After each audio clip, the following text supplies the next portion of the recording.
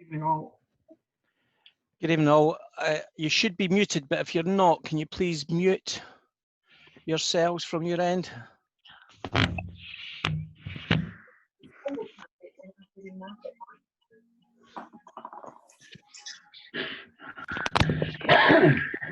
Good evening, brethren.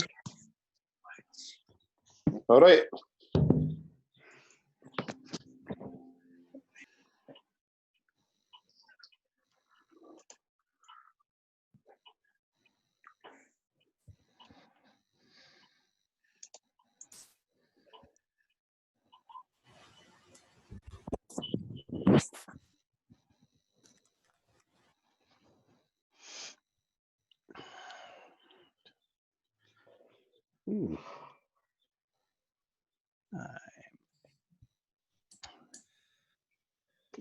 So that's us recording again, Bren.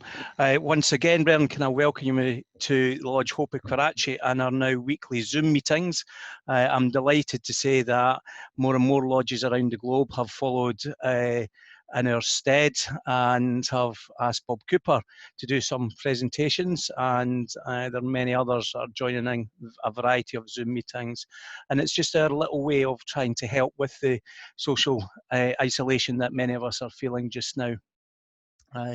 This week, I'm delighted to welcome to you a brother from the west of the country who may be familiar with many of you, but I felt it was fitting in this week of VE Day commemorations that we reflect back on Masonry during the Second World War.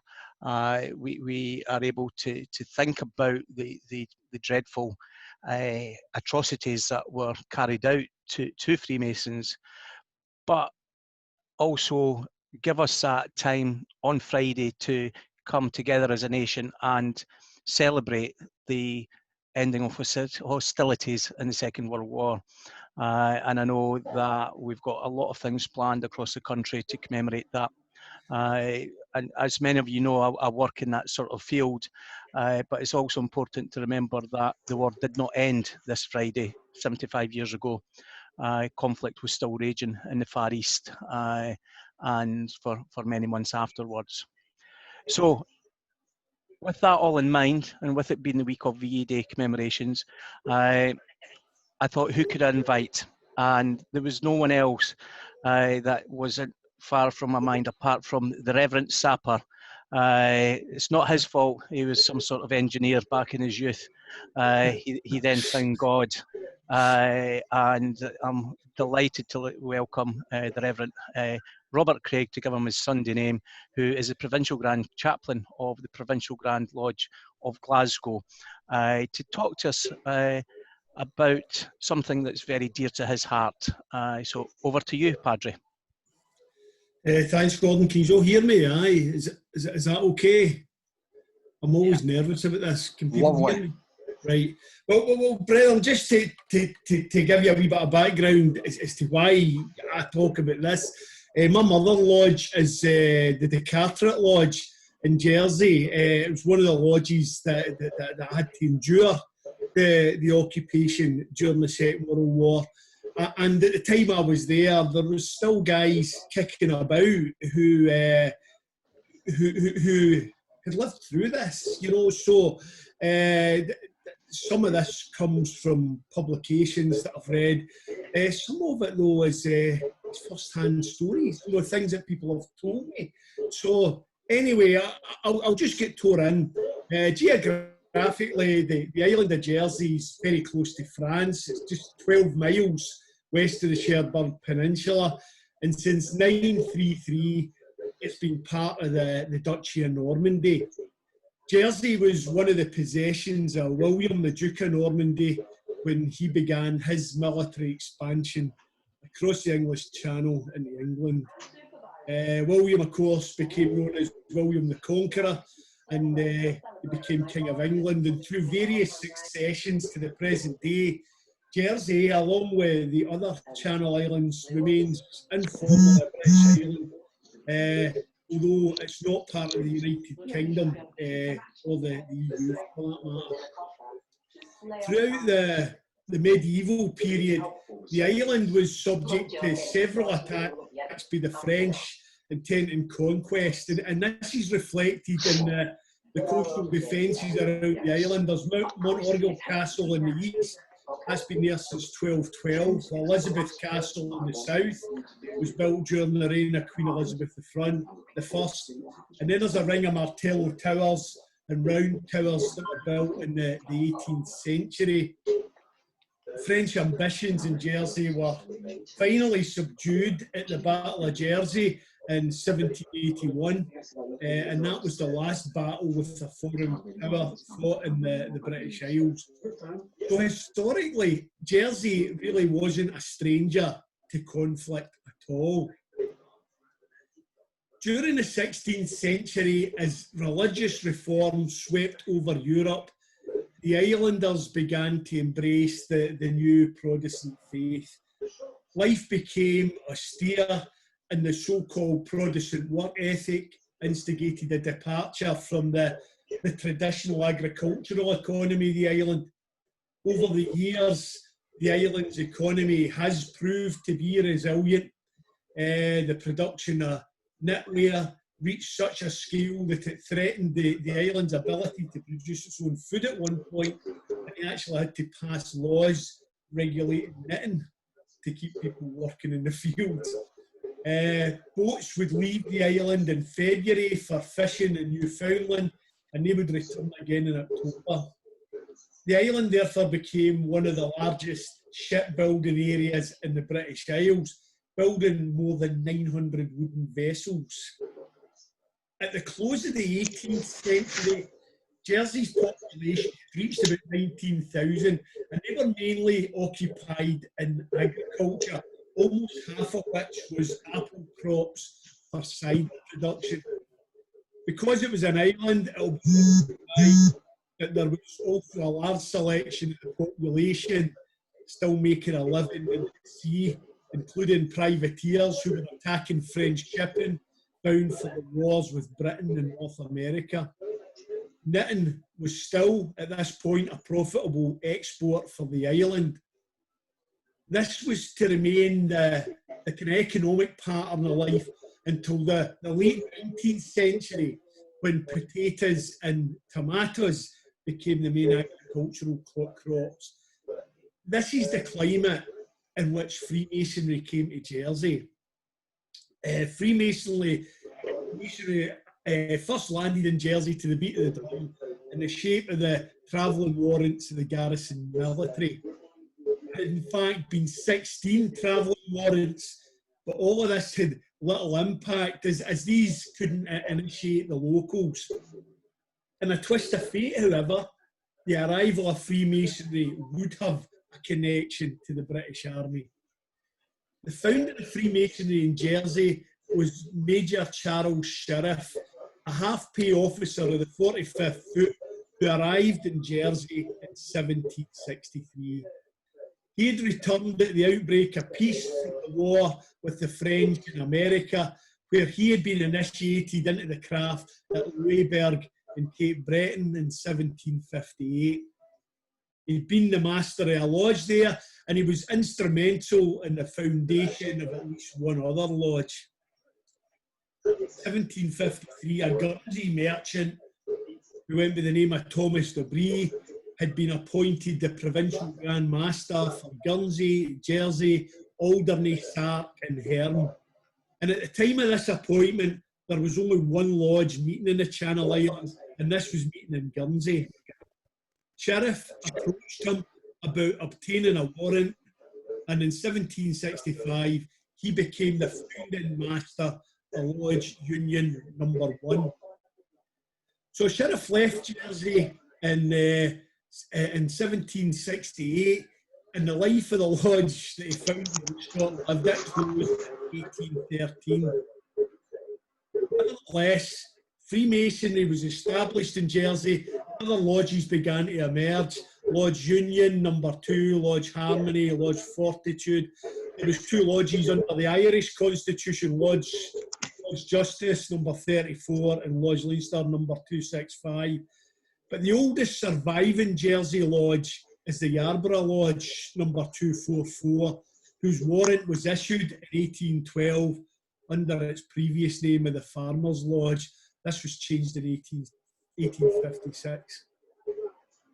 The province of the Channel Islands continued until 1848, when John Hammond was appointed the Provincial Grand Master, and he held that position until 1868. When he took up the office, there was 3 lodges operating in Jersey, and there was another 2 created during his tenure. The major contribution by Major Hammond began in 1851, when he called a special meeting of the Provincial Grand Lodge to look at the possibility of purchasing a central set of premises that would accommodate all the lodges and all Masonic activity in the island. After a lot of searching to find a site and raise the necessary funds, the Jersey Masonic Temple Company Limited was established in 1862.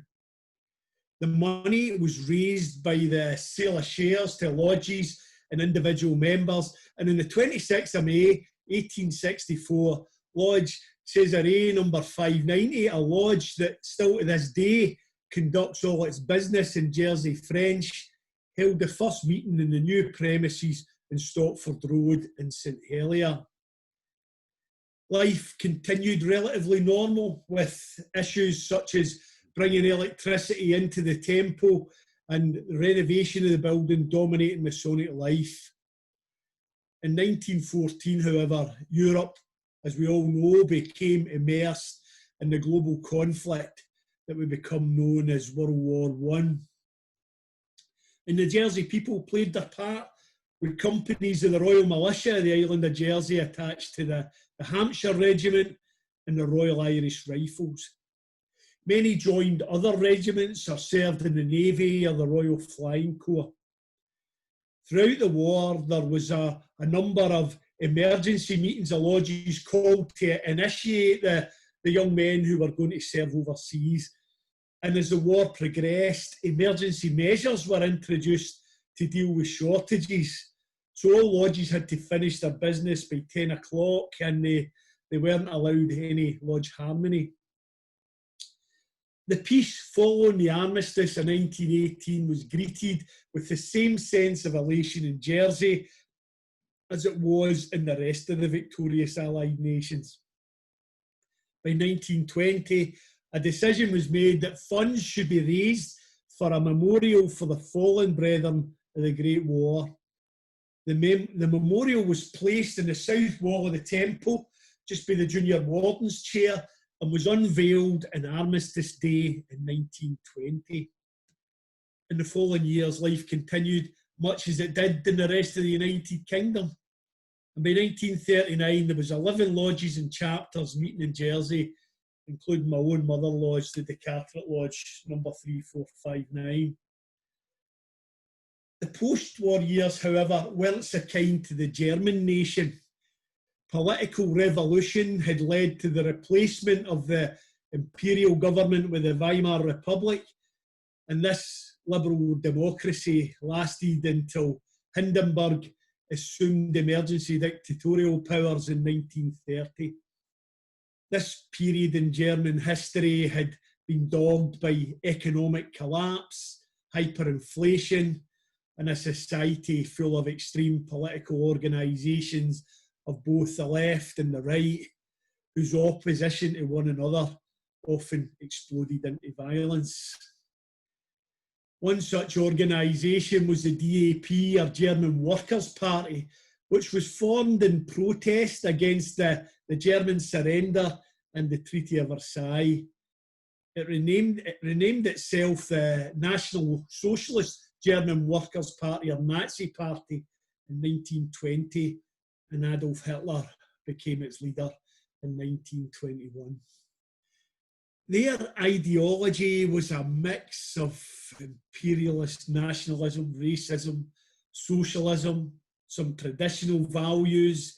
They believed in a hierarchy of races, with them at the top and the Jews at the bottom. Freemasonry was also an organisation that the Nazis came to despise. This feeling was born in the anti-Masonry of the 18th and 19th centuries. In 1797, John Robison published proofs of a conspiracy against the religions and governments of Europe, carried on in the secret meetings of Freemasons, the Illuminati, and reading societies.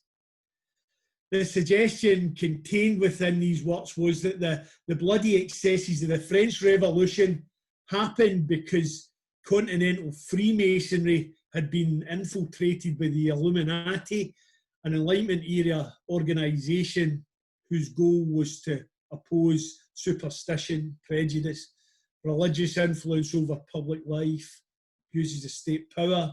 They supported women's education and they supported gender equality. These works were widely read, and they didn't really fall from favour until a series of revolutions swept mid-19th century Europe, notably the Nationalist Revolution in Germany in 1848, which opposed everything that was perceived as challenging the power of the state. So very much small c conservatism there. The author of the anonymous pamphlets entitled Clarification of the Great Freemason Lie, which was published in Germany about this time, attributed the revolution in Germany to the machinations of Freemasons who were influenced or at least directed by Jews. This may well be the first printed reference to any kind of Judeo-Masonic conspiracy hypothesis. Anti-Masonry was not a 20th century phenomenon in Germanic society, nor was anti-Semitism. Jumping forward a wee bit, by the 1930s, the Wall Street crash had impacted in the globe, and the Nazi Party came to power in Germany. Once there, they crushed all opposition, and they initiated a programme of rearmament. The extremist right's favourite hobby horse was that of international Jewish Freemasonry, and it was led by Germany's former enemies. It was responsible for every conceivable evil that afflicted the country. Many Freemasons who disliked or were afraid of being identified with an organisation which was unceasingly attacked by the political right resigned from the craft, so that when the Nazis at last achieved power in January 1933, the Masonic order in Germany had already begun to disintegrate. it's interesting to note that in 1942, Hitler issued a decree stating that Jews, Freemasons and ideological opponents of National Socialism associated with them are the originators of the present war directed against the Reich. The systematic spiritual fight against these forces is a task necessary for the war. So in 1939, the Nazi war machine bursts out of Germany to unleash terror in its lightning war in the world. First, they occupy the Sudetenland in March, and then September, the invasion of Poland really begins the Second World War proper. Being in the list of groups targeted by the Nazi regime meant persecution, slave labour, or imprisonment at best. At worst, death in their extermination programmes, or even being used as guinea pigs in inhuman experiments. And the victims, they caught all sorts of people. They included Jews, Slavs, Poles, Soviet POWs, Gypsies, people with disabilities, non-Europeans, homosexuals, political prisoners, those with left-wing political views, enemy nationals, Christians such as the Confession Church, thousands of clergy, and of course, Freemasons. Brethren, just setting your Masonic connection aside, you've got to wonder how many of us would have been rounded up without being Masons. The United States Holocaust Memorial Museum estimates a death count of between 15 and 20 million men, women, and children dying at the hands of this regime. Wherever German forces occupied, the army was swiftly followed by the SS committing genocide in their wake. Jersey was no different from the rest of Europe, and about 8,000 islanders were evacuated, about 1,200 were deported to camps in Germany, and more than 300 were sentenced to prison and concentration camps in mainland Europe, and 20 of them died as a result. The German forces began their occupation on the 1st of July 1940. At the peak of their time there, they were constructing defences, and they were using 16,000 slaves from all over Europe and Jersey to build watchtowers, barracks, gun emplacements, sea walls and tunnels. And these are all still here today, brethren. And you can walk by them and not think that these were built with slave labour, and people were killed, brutally flogged, whipped, all sorts of atrocities in the building of them. So life and conditions were pretty intolerable for these people. For the population of Jersey, it was an indication of the cruel and extreme ideology of the regime that was now in charge of the Channel Islands.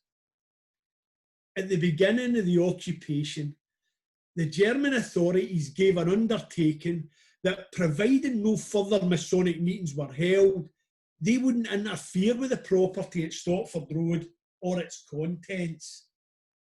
So seeing no reason to dispute this, all the regalia and property was left in the temple.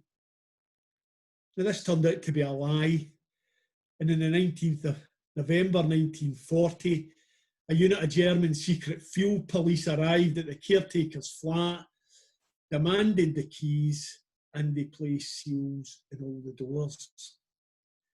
Following this visit, Brother George Knocker, who was the curator of the Jersey Masonic Museum and Library, began to keep an eye on things.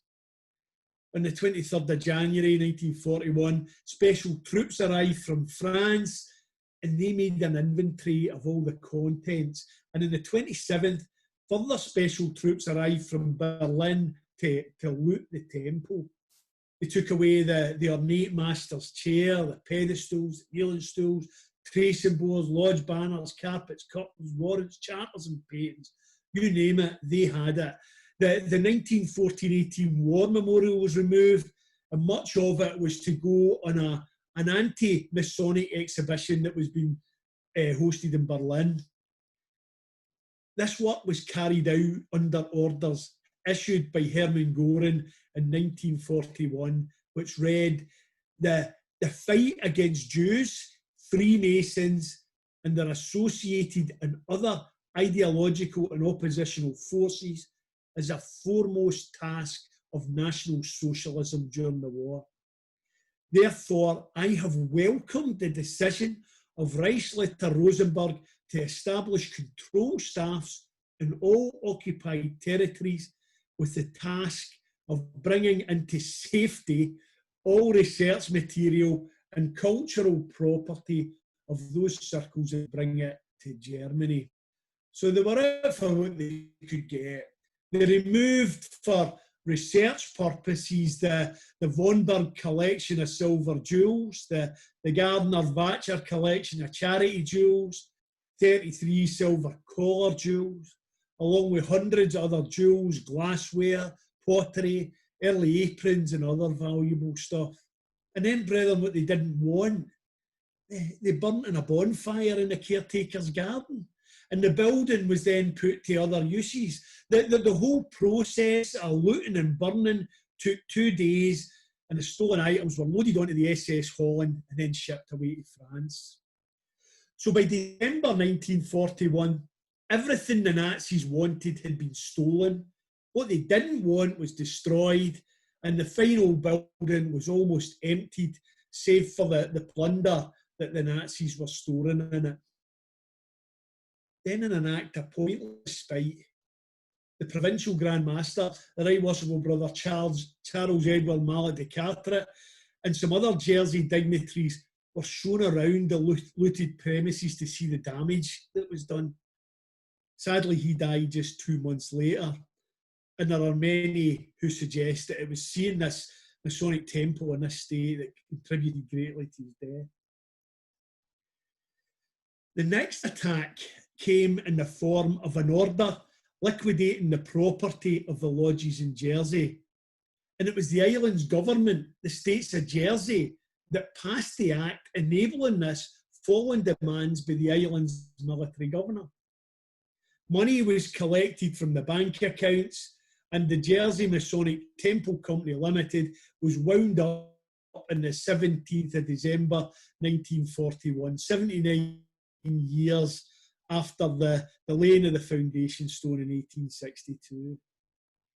The Freemasons in Jersey were not the only organisation that were wound up under the Nazis. They closed the Oddfellows, the Buffaloes, the Rotarians, the Salvation Army, the Scouts, the Guides, and even oddly, at a time of war, they closed the island's ARP authority. The one survivor was the ancient order of foresters, which the Germans mistakenly thought were engaged in felling trees for fuel. For the duration of the occupation, the island's newspaper, the Jersey Evening Post, was under Nazi control, and as such it was used to circulate propaganda.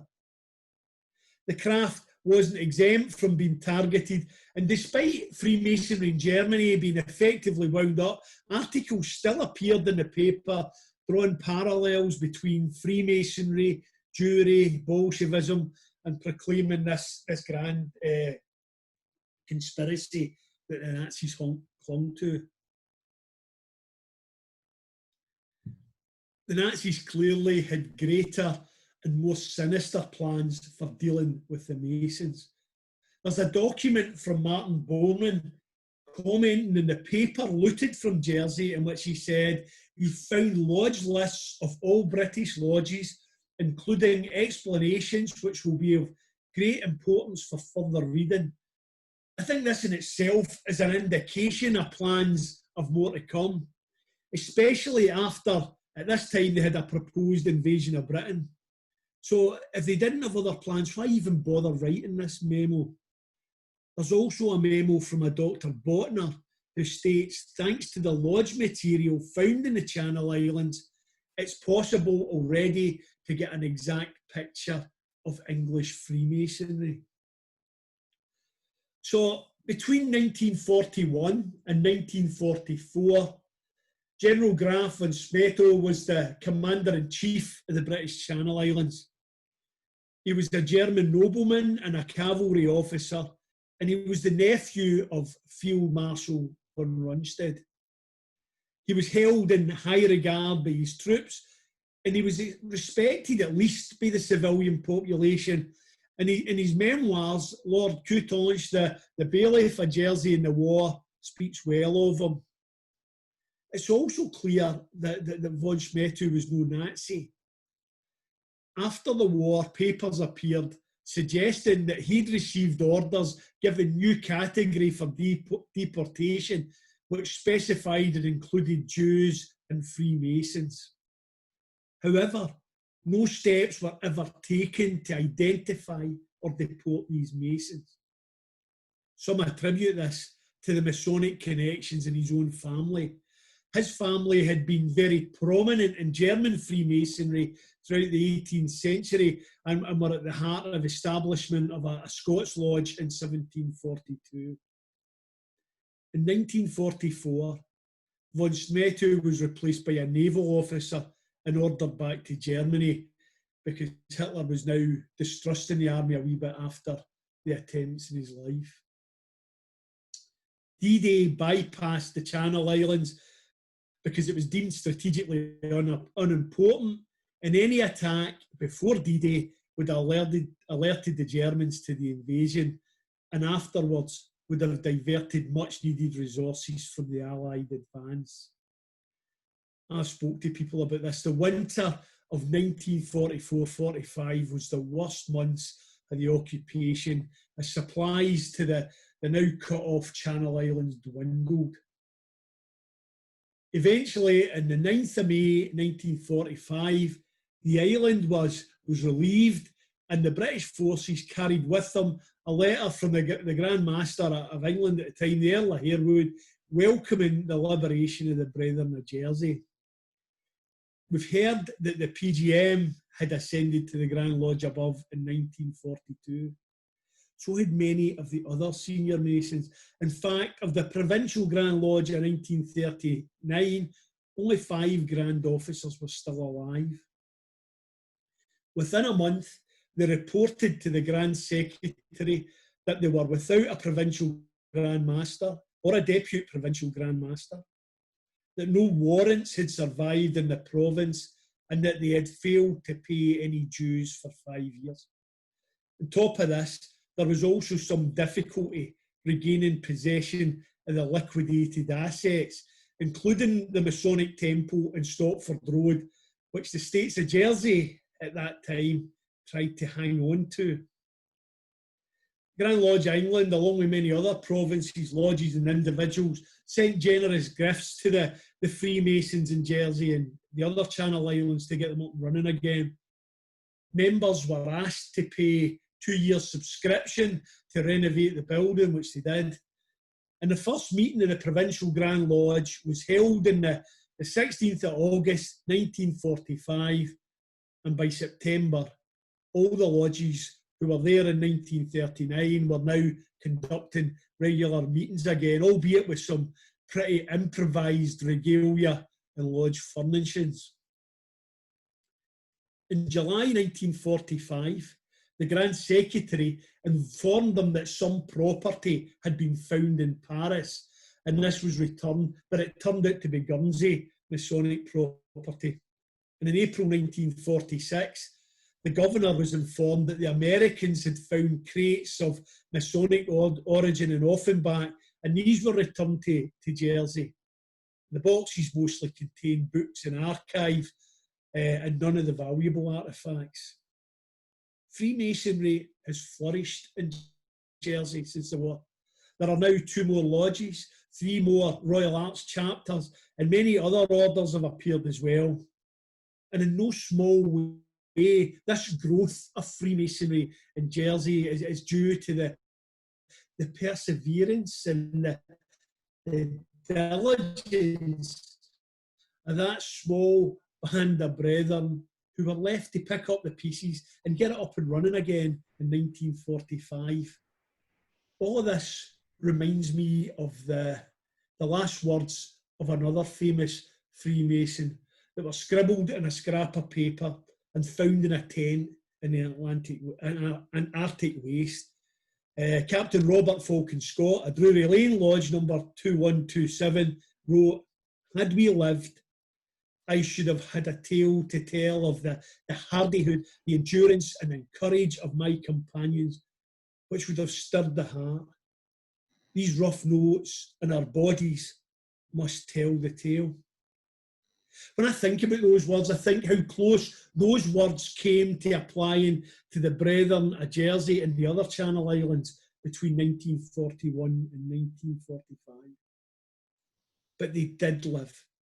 And they do have a tale to tell of how Freemasonry can endure in the very, very worst of circumstances. Maybe there's a lesson for all of us today as we deal with this crisis in our own lives, this coronavirus, and the way it's affecting us, closing our meetings, keeping us back from one another. But here we see that the craft can and will endure in all difficulties. That there's amazing strength, friendship and support to be found in the craft. And brethren, that's the elements that have made me such an active and committed Freemasonry for all these years. I find what I find in the lodges, what I find with the brethren I encounter, I don't find in many other places. So it doesn't surprise me at all that strength grows and drives Masons to great things. And I see that now when I read what Masons are tweeting and posting in this crisis, the things that they're doing, the wheels in their heads are kicking overtime. What can I do now? What can I do next? Can we do to help? What can we do to make a difference? Brethren, this is an incredible story, I think, of Freemasonry in Jersey during the war years. But I think it's actually just indicative of what the craft is, the way it is, the way brethren behave in times of crisis and in ordinary times. And I, for one, feel blessed forever that I'm a Freemason. Thank you for your attention, brethren. Well, Padre Rab, first of all, thank you so much for bringing that story of the Channel Islands where you first were introduced into Freemasonry. And secondly, can I thank you for your service within the Royal Engineers during this week, and for all that you're currently doing as a key worker during this COVID-19 pandemic that we're all facing. Brian, I think that was yet again another fantastic presentation from one of our guest speakers. I know that there will be many questions, so if I can ask you to, if you have them, to put them into the chat, and I will try to answer them. There was a question from Paul that has been answered on the chat, but I will read it out. Paul's understanding was that lodges worked in prisoner of war camps. How did this happen? And Mike Hearn, one of the page members, did come in to say Keith Flynn wrote a booklet, Behind the Wire, and Changi Jail had a number of lodges that met during internment in World War II. So there's comments there. And as I always try to do, Brian, I'll try and put up more within the Facebook pages associated with the topic this evening. So I think that you've done so well, Padre, that there's not a lot of questions coming in, but I'm sure, knowing some of the Brian out there, that someone would like to say something. So you know how to use the hands up, Brian, or put your hand up on screen, and I'll, as a screen, flick through the pages. Paul, Ian, so Paul. Yep.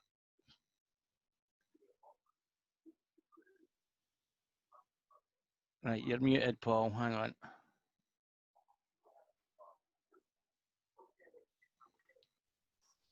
Hello? That's it, Paul. Thank you. Oh, yeah. Thanks for your time. I'm just curious, how is the lodge a lodge if it doesn't have a warrant then for these guys in a prison of war? if they're held in the camp and they're going to hold a lodge, which I assume plenty of Freemasons, yeah, let's get together, lads. But is it actually a lodge because it doesn't have the warrant? Do you have a view on that, Padre Rab? I have no idea. I have no idea. I understand where we're coming from. You know, all the lodges we attend, the warrants there and the days for us all to see. There would be no warrants in these places, right enough, and there'd be no way of getting warrants if you were in a prisoner of war camp. I imagine this would just have been brethren doing what brethren do and coming together with the stories and rituals that bring them comfort and strength and using them to get through a difficult time. And I can't imagine that anybody would tell them that they had no right to be doing that. But yeah, they wouldn't have had, they didn't know way of getting warrants, so I don't know. Okay, does that answer your question, Paul? Yeah. Yeah, sure. Okay. Thank you. We've got a lovely comment from Jeffrey Coker. Greetings from Wellington, New Zealand. Thank you for being up either very early or very late. I'm not too sure what it is. Thank you for allowing me to this meeting. My parents lived in Guernsey during the occupation, and this talk has added to my appreciation of what they lived through. So, Jeffrey, welcome to Scotland, and I'm glad that Padre Rab has been able to help you there this evening. David McLachlan's asking Padre, how long did it take you to do your research for this lecture? I'd done this years ago, Gordon. I'd read a number of books, I'd spoken to people. I hadn't really thought about turning it into a story. It was when I came back to Scotland. When I joined a Jersey lodge and you were talking to people, this was just a story that was there and everybody knew it. So there kind of wasn't any need to write it down in Jersey. And even I used to socialise in the British Legion, and you became aware that there was a division in Jersey, that there was the older men who hung out in the British Legion. These were the guys who all went to fight. And then there was a whole other community that stayed, and some of them collaborated. So even in the 90s, when I was living there, it was quite a divided place still. But it was when I came here, it was actually John Miller was talking to me about lectures, I don't know, early noughties, I suppose. And I knew I had this story, and I knew I had books about it, and I knew I'd heard stuff firsthand, and I just thought it would be a very interesting story to write down. So it probably took me about a month, an hour or two here and there, you know, reading books, pulling it all together. There's probably maybe about 20 hours work in it, all told, if that's the answer he's looking for. Okay, thank you, Robert. Brian, our speaker from last week has sent through a picture of the Führer's decree. I will post this on the Facebook page. It's about 4 or 5 paragraphs. It's dated March 1942. And it talks about the ideological opponents of National Socialism that Padre Rab talked about. So that will be posted later on.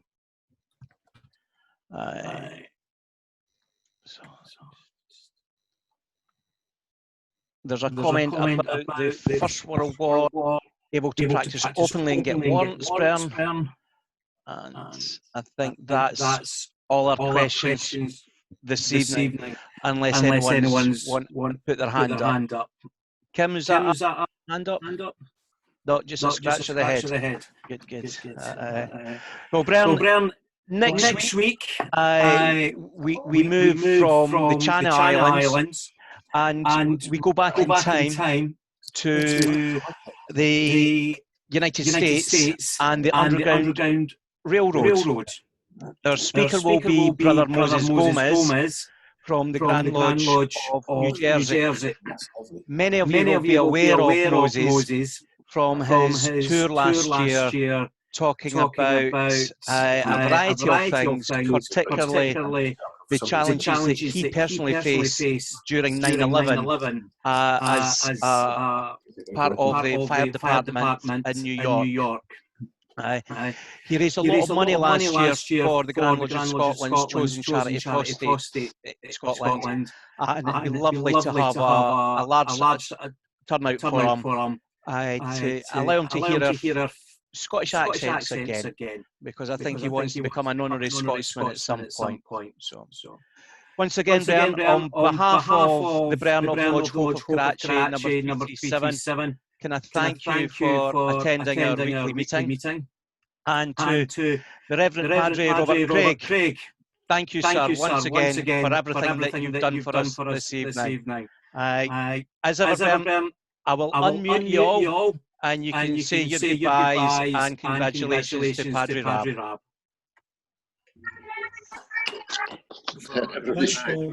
Thanks, Robert. It's absolutely fantastic tonight. Really appreciate that. Bye. Well done, Padre. Excellent presentation. Thank you, Brother Robert, for next to the talk. Congratulations, Robert. Well done. And thank you, Gordon, for arranging it once again. Pleasure, Ian. Excellent. You see. Excellent talk, Rob. Well done, Gordon and Rob. Thanks, Leader. Well done, Robert. I really enjoyed your talk. Ian has never invaded Britain.